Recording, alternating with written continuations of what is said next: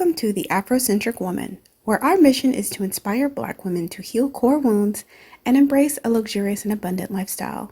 Thank you for joining me. Let's talk, sis. Hello, lovelies. Thank you so much for tuning in. This is the Afrocentric Woman. Welcome to my channel. I'm coming today to talk about some parenting wins that I've had. There's one I'd written it down in my long list of videos that I want to share with you, lovelies. And today was evident that I am winning in some areas of being a mother, and it feels good.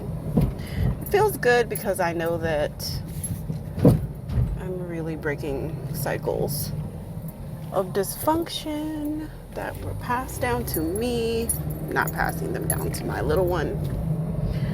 So the first one that I know that I had written down was something I said to my daughter. I don't even remember what I said, but apparently I said something really rude, and she says to me a few months ago, she says, "That was not kind, Mommy." And I was just like, oh my goodness, that's true. It wasn't kind. It was not. And, you know, I just felt good because she felt comfortable expressing her feelings to me. And also it shows that I'm usually kind. So that way, when I say something that wasn't kind, she notes the difference. And she felt comfortable to call me out and talk to me about it. And I thought that was wonderful. And I apologize for whatever it was I said, even though I don't remember what it was. And then today, this morning, she says to me, well, we get in the car. I'm about to take her to school. We get in the car and she's like, turn the radio up or something. Like, she said it loud. And I just looked at her like, it's in the morning. I'm already irritated because we're running late. And anybody who has a small child, you already know the frustration of getting ready for school. You know the frustration of trying to get out the door when you're dealing with a small child or infant or a toddler. You know how frustrating it is when, especially when they're little children, you put them on a task like sit here and put your shoes on. Put your shoes on, put your shoes on, put your shoes on. Sit here, put your shoes on. Remember to put your shoes on. And then you go grab your bag and you go, get yourself together. And then you come in there and they are doing handstands or something. You're like, what are you doing? Why are you not putting your shoes on? I've asked you 15 times. Put your shoes on so we can go. We're running late. And they're just like, sometimes they give 0 Fs. Like I don't know, little children, they just do whatever they want. So this was one of those situations today where she got instructions about exactly what she knows what to do. She knows what to do for us to get out of the house, and everything was set up for her. Oh no, she wanted to change this and change shirts, change shoes, change everything at the last minute. So instead of being dressed and waiting by the door, she is in mid-change, dressing. I'm like, what? So I'm irritated. I'm not, I'm just internally irritated with everything, and I'm running late. So we get in the car and she was like, turn the radio up. I think it was like NPR, turn it up. And I looked at her. Ooh, I gave her one of them scowls, y'all. I gave her a scowl. I turn around, I'm still getting ready, and then she just burst out into tears. I'm like, what is wrong with you? What's going on? And she's like, Mommy, you looked at me so mean. It hurt my feelings. I was like, oh my gosh, my child is very expressive and very in tune with her emotions. And I apologize. I'm sorry. Because it's true. I did scowl at her and I did apologize. And, I was just thinking, after that, when I was thinking, I guess I'll record a video about my wins to celebrate myself. I was thinking my child is more emotionally mature than I probably was at like the age of, 15 or 16 or something. And the relationship is so much healthier because there's no crazy gaslighting. There's no That's not a reason to cry. Like, whatever, I guess, if I scowled at you and I hurt your feelings, and it is what it is. But there's no emotional manipulation. There's no fear, as far as her talking to me about how she feels, and her feeling like I am a safe person. I am a safe place to talk to. And I intend to nurture that. I intend to keep the communication open with my child through the good times and the difficult times.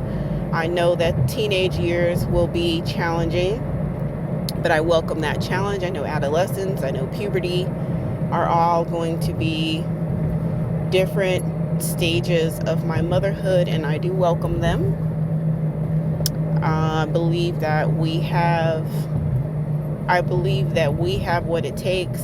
I believe that I have what it takes to properly nurture her through those transitions in a healthy, positive, healthy communication, open communication way. I know it's going to be a challenge, but I do look forward to it. And I do pat myself on the back. I pat myself on the back in celebration of myself and my maternal bloodline, in that mother to daughter relationships are changing, to where it's not this toxic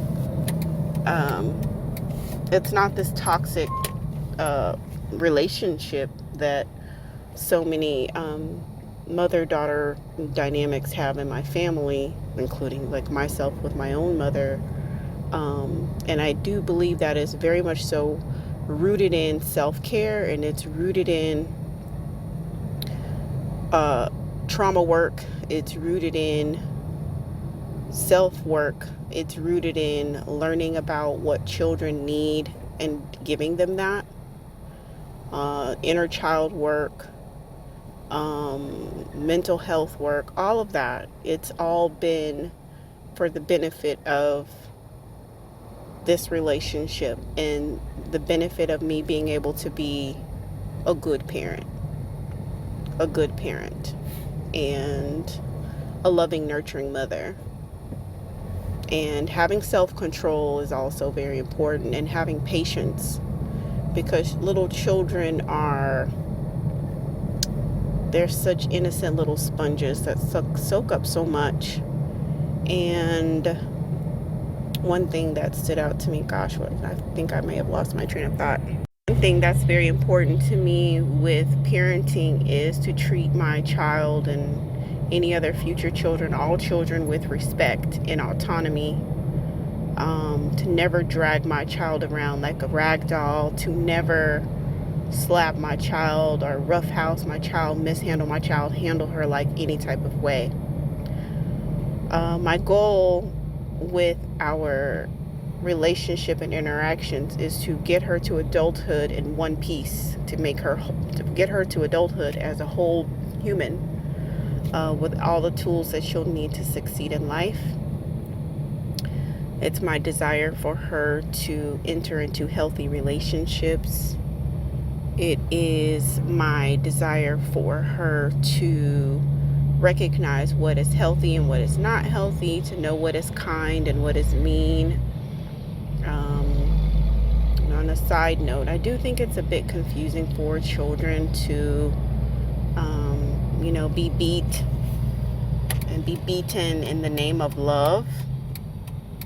I think it's just incredibly confusing subconsciously and consciously to mix those two, because they are, in my opinion, they would be, geared up to not know when someone slaps them or punches them or hurts them that that's not love. That's abuse. So, and then I just don't want that separation where I can't talk to mommy because I'll upset her. I really try to be as even-keeled and neutral as possible. I like to be a safe base. I like to be a safe and stable base for my child.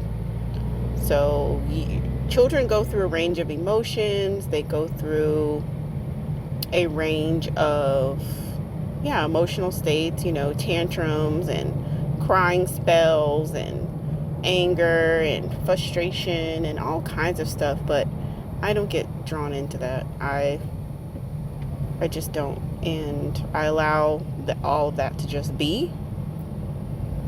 I mean, I do talk about, like, yeah, I'm frustrated and yes, I'm angry. I do talk about some of those things a little bit because I don't want to seem like a robot. Like, I do want her to know, hey, I experience a range of emotions too.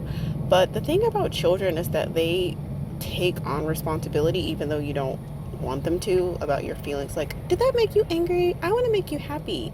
I want you to be, did I make you sad? So you have to keep reiterating to children over and over again, you can't make mommy sad. Like, you just do you, you be you. Mommy is big enough. I manage my own emotions.